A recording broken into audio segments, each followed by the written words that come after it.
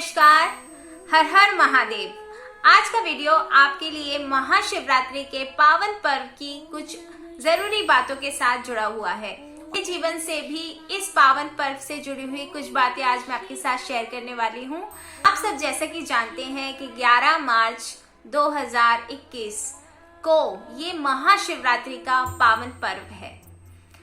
मैं आपको अपने जीवन की अगर बात बताऊं तो मेरे जीवन में मेरी 10 साल की उम्र से ही सिर्फ 2 दिन थे साल के जो बहुत ज्यादा जरूरी होते थे मेरे लिए, और जरूरी और जो जिसका इंतजार मैं बहुत ही ज्यादा उत्सुकता से करती थी, जो मेरे लिए बहुत ज्यादा इम्पोर्टेंट और स्पेशल है।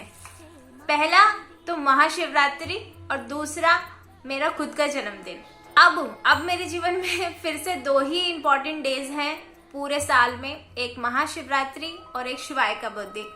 तो अभी भी यही 2 इम्पोर्टेंट डेज रह गए। हाँ, मैंने अपना वाला कट कर दिया है क्योंकि हर महीने एक बार शिवरात्रि आती है, लेकिन महाशिवरात्रि का एक अलग ही इस महाशिवरात्रि की एक अलग ही महत्वपूर्णता है, एक अलग ही खास बात है। ये बहुत ही बड़ा पर्व है, बहुत ही बड़ा त्योहार है, बहुत ही स्पेशल डे होता है। Specially for me it's really really special day.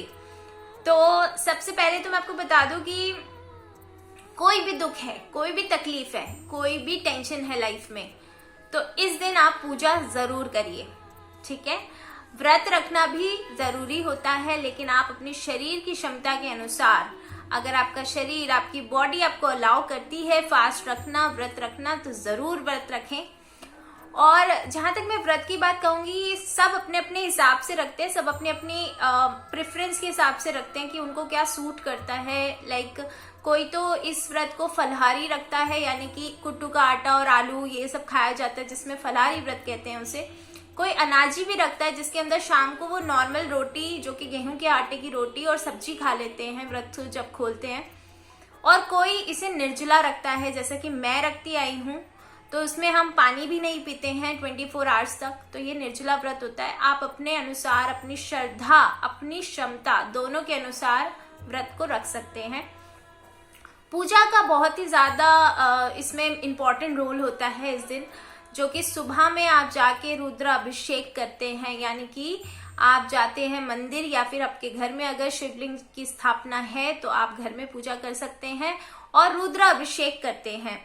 वैसे तो इसकी पूजा जो है रात के दिन होती है और दिन में भी होती है, लेकिन जो रात की पूजा होती है बहुत इंपॉर्टेंट होती है। लेकिन अगेन कहती हूँ कि ये आपके ऊपर निर्भर करता है कि आपकी शरीर की क्षमता है या नहीं, क्योंकि उसमें पूरी रात आपको जागना होता है। पूजा जिसके अंदर 4 बार आपको नहाना भी पड़ता है, जिसमें आपको 4 बार अभिषेक करना होता है और अलग अलग चीजों से अभिषेक करना होता है, जिससे कि हमारे महादेव बहुत ही ज्यादा खुश भी हो जाते हैं। लेकिन ऐसा नहीं है, उन्हें आपकी चीजों से इतनी खुशी नहीं होती है कि आप दूध चढ़ा रहे हैं या दही चढ़ा रहे हैं, लेकिन आपके भाव कैसे हैं ना, उन्हें उनसे बहुत ज्यादा खुशी होती है। अगर आप मन से, एकदम प्योर मन से, सच्चे मन से, बिना छल कपट, बिना किसी मतलब, बिना किसी बुराई के अगर आप उनका नाम भी ले लेंगे ना, तो भी आपको उतना ही फल प्राप्त होगा जितना आपको बाकी सब चीजें करके होगा। लेकिन हाँ, कहते हैं ना कि पेट तो सूखी रोटी से भी भर जाता है, फिर हम इतने व्यंजन क्यों बनाते हैं, है ना। तो अगर आपको व्यंजन बनाने में अच्छा लगता है, खिलाने में अच्छा लगता है, तो वैसे ही पूजा पाठ की चीजों को करने में भी अच्छा लगता है। बाकी मेन जो होता है सब चीजों में, वो आपके भाव होते हैं, आपकी श्रद्धा होती है कि आप कैसा महसूस करते हैं। महाशिवरात्रि को लेकर मैं पर्सनली बहुत कनेक्टेड रहती हूँ और बहुत खुश रहती हूँ। मतलब मेरे लिए तो बहुत बड़ा त्योहार होता है ये। महादेव और पार्वती जी का विवाह इस दिन हुआ था, और इसकी सबसे महत्वपूर्ण बात की आज ही के दिन, यानी कि महाशिवरात्रि के दिन ही महादेव शिव शंकर जी के जो 64 शिवलिंग थे जो प्रकट हुए थे, जिसमें से सिर्फ 12 ही मिल पाए थे, यानी कि 12 को ही लोग ढूंढ पाए थे, जिसे हम 12 ज्योतिर्लिंग के नाम से जानते हैं। लेकिन आज ही के दिन 64 शिवलिंग प्रकट हुए थे, तो ये इस वजह से भी काफी खास दिन होता है ये। और इस दिन माँ पार्वती जी का विवाह हुआ था, तो इसलिए जो पूजा में हमें महादेव, शंकर जी और पार्वती जी दोनों की ही पूजा करनी होती है। जैसे कि हम उनकी पसंद की चीजें लाते हैं, बेर, भांग, धतूरा और गन्ने का रस या और गेहूं की बाली वैसे ही हम माँ पार्वती जी के लिए भी श्रृंगार, रतन, कपड़े और इत्र और पुष्प, मिष्ठान, ये सब भी चीजें लेकर आते हैं और उनको भी भोग लगाते हैं, उनकी भी पूजा करते हैं। तो वैसे तो ये नॉर्मल है कि आप सुबह में पूजा कराएं, रुद्राभिषेक कराएं, उसके बाद आपने व्रत रख लिया और फिर शाम की पूजा कर ली। इतना तो आप नॉर्मली कर ही सकते हैं, है ना। तो इसके अलावा भी अगर आप 4 पहर की पूजा करते हैं तो भी आप कर सकते हैं, लेकिन उसमें आपको पूरी रात जागना होता है। धार्मिक मान्यताओं के अनुसार अगर देखा जाए तो दही चढ़ाने से लक्ष्मी जी की प्राप्ति होती है। गन्ने का रस चढ़ाने से अगर आपका रुका हुआ धन है, विपदाएं हैं, तो वो टल जाती हैं, आपका धन आ जाता है, आपकी मुश्किलें दूर हो जाती हैं। ये धार्मिक मान्यताएं हैं। लेकिन अगर आपके मन में ही छल कपट है और आप फिर कुछ भी चढ़ा दें, कितना भी कुछ ले आए, पूजा की थाली कितनी भी अच्छी सजा दें, कोई फर्क नहीं पड़ता। देख सकते हैं ये शिव शंकर जी हैं। तो 15 साल से ये मेरे कंठ में है, यानी कि मेरे गले में है। और मैं मतलब मुझे लगता है कि इसीलिए मुझे लगता है कि अगर मैं कुछ भी यहाँ से लेकर जाती हूँ, यानी कि बोलती हूँ किसी के लिए बुरा, किसी के लिए झूठ, किसी के लिए कुछ भी, तो कहीं ना कहीं ये मेरे लिए बहुत गलत हो जाएगा और ये मैं बहुत गलत करूंगी। तो मैं बहुत सोच समझ की बात करती हूँ और मैं कभी मैं ऐसा सोचती ही नहीं हूँ कि मुझे किसी के बारे में कुछ कहना चाहिए या कुछ भी। मतलब मैं इन पे ही छोड़ देती हूँ सब कुछ। अगर कोई मेरे साथ बुरा भी करता है तो भी मैं इन पे ही छोड़ देती हूँ, क्योंकि कहते हैं कि हम बदला लेंगे तो कितना लेंगे, लेकिन जब वो लेगा तो हिसाब बराबर कर देगा। इसीलिए मैं यही विश्वास रखती हूँ। तो 15 साल से ये मेरे गले में है, इनका ये जो आप देख पा रहे हो।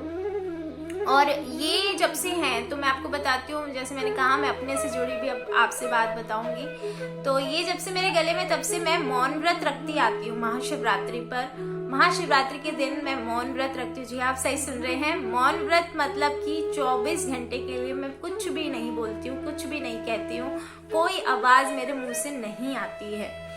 तो मैं आपको एक बड़ी मजे की बात बताती हूँ इससे जुड़ी हुई। जब मैं मंदिर जाया करती हूँ इस दिन, तो जैसे दिल्ली के बहुत ही प्रसिद्ध मंदिर है शिव शंकर जी का, गौरी शंकर मंदिर, चांदनी चौक में है। तो वहाँ की लाइनों में 3-4 घंटे लग जाते, इतनी लंबी लंबी लाइन लगती है, तो 3-4 घंटे खड़े होना पड़ता है लाइन में। तो आसपास वाले लोग जो होते हैं वो सोचते हैं कि ये बेचारी कितनी अच्छी है, वो बोलते हैं कितनी सुंदर है, कितनी अच्छी है, गूंगी है बेचारी, गूंगी तो उनकी बहुत ज्यादा सहानुभूति और सिंपैथी मुझे मिलती है वहाँ खड़े खड़े। मैं बहुत इशारों से उन्हें समझाने की कोशिश करती हूँ, मैं समझा नहीं पाती कि आज मेरा उपवास है, आज मेरा मौन व्रत है, मैं बोल नहीं सकती। लेकिन हाँ ये होता है। और घर में भी बड़ा मुश्किल हो जाता था, बातों को समझाना, कहना, बहुत जरूरी बातें होती थी तो मैं लिख कर बता देती थी, वरना मैं ज्यादा अकेले ही रहती थी इस दिन। और 15 साल मैंने मौन व्रत रखा इस दिन। बचपन से ही मेरा रुझाव बहुत ज्यादा था। तो लेकिन अब क्या है कि अब शिवाय के साथ मैं मौन व्रत नहीं रखती हूँ, क्योंकि वो भी उन्हीं के रूप हैं और मैं उनसे बिना बात करे नहीं सरवाइव कर सकती। मैं नॉर्मली एक निर्जला व्रत रखती हूँ महाशिवरात्रि के दिन और रुद्राभिषेक करती हूँ और अपना पूरा दिन ओम नमः शिवाय के जाप से और महामृत्युंजय मंत्र के जाप से ही गुजारती हूँ। और मुझे लगता है कि साल में एक दिन तो आपको डेडिकेट करना चाहिए। अगर आप रोज नहीं करते हैं, वैसे तो आपको रोज ही करना चाहिए। मंत्रों के उच्चारण करने से आपकी अंदर इतनी शांति मिलती है, इतना अच्छा आपको लगता है। तो बस यही सारी बातें थी जो बताना चाहती थी आपको। और आई होप आपको ये वीडियो अच्छा लगेगा। और महाशिवरात्रि का पावन पर्व बहुत ही उत्साह और हर्ष से मनाएंगे। और कमेंट करके मुझे जरूर बताइएगा आपने क्या किया इस दिन, क्या खास किया। तो बस मैं चलती हूँ। हर हर महादेव।